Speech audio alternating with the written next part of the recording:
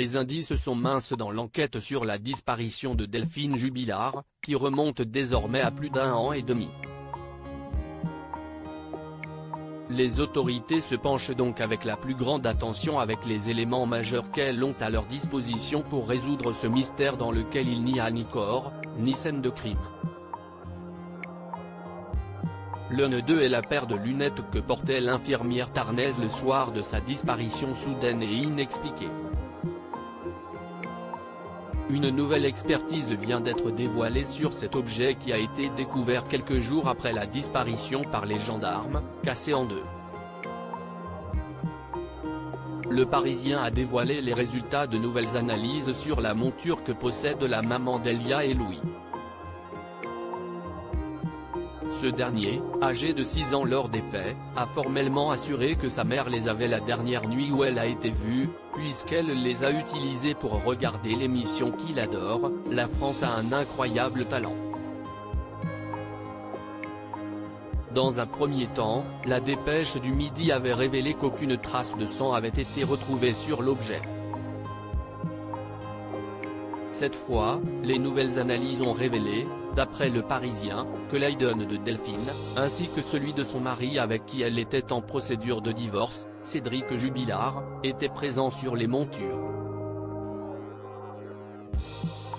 Aucune autre trace n'a été retrouvée sur cet objet.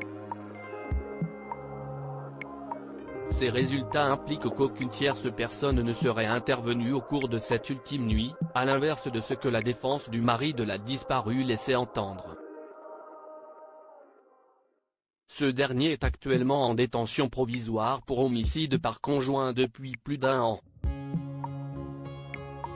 À présent, ses avocats assurent qu'il n'y a rien d'anormal à ce que l'ADN du plaquiste de 34 ans soit retrouvé sur les lunettes de sa femme. L'un d'eux, maître Alexandre Martin, ajoute que si des traces ADN de l'artisan, mélangées à celles de son épouse, ont bien été relevées en faible quantité sur cet accessoire de vue, les experts n'excluent pas que ces traces puissent aussi provenir des enfants du couple Jubilard, souligne la dépêche. Le trio qui défend Cédric Jubilard rappelle que les lunettes étaient cassées depuis un moment. En effet, si une analyse avait prouvé que la monture avait été brisée par une force extérieure, donc possiblement au cours d'une violente dispute, les avocats arguent qu'elle était cassée depuis un moment. Cédric Jubilard reste présumé innocent des faits qui lui sont reprochés jusqu'au jugement définitif de cette affaire.